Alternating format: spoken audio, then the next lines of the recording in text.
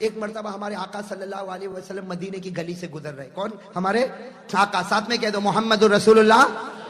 مدینے کی گلی سے گزر رہے. آپ کا ہاتھ حضرت ابو ہریرہ کے ہاتھ میں. کہو سبحان اللہ. اور مدینے کی گلی سے گزر رہے. آپ نے ایک آدمی کو دیکھا, ایک صحابی کو دیکھا, اے دبلے پتلے. ایک صحابی کو دیکھا.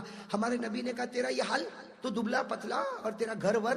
تو کہا اللہ کے رسول مال بھی برباد, جان بھی برباد. کیا کہا؟ مال بھی برباد, جان. تو ہمارے نبی نے کہا فکر مت کریے, دعا پڑھ. ہمارے نبی نے ایک دعا دی, کہا یہ پڑھ. چلو ہو گیا, انہوں نے پڑھنا شروع کیا. 2-3 مہینے کے بعد ہمارے نبی پھر جا رہے, حضرت ابو ہریرہ کو لے کے جا رہے. اسی گلی سے جا رہے تو دیکھا تو وہ تو شان ٹھاٹ باٹ کے ساتھ گھوڑے پر بیٹھا ہوا, اور ماشاءاللہ اس کا گھر بھی عالی شان. تو ہمارے نبی نے کہا تو وہی ہے نا؟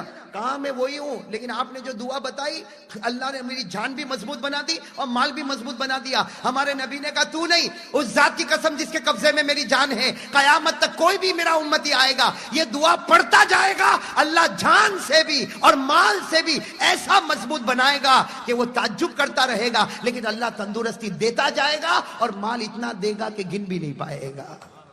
تو وہ دعا آج میں لے کر آیا ہوں. یہ مولانا حبیب صاحب کے پاس دیکھو یہ کارڈ پڑے ہوئے ہیں, اور یہ دعا بہت پیاری. اس میں 5 جملے. کتنے جملے؟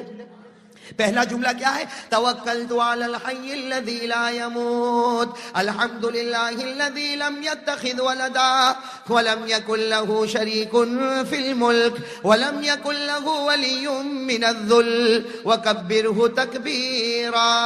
کتنے جملے؟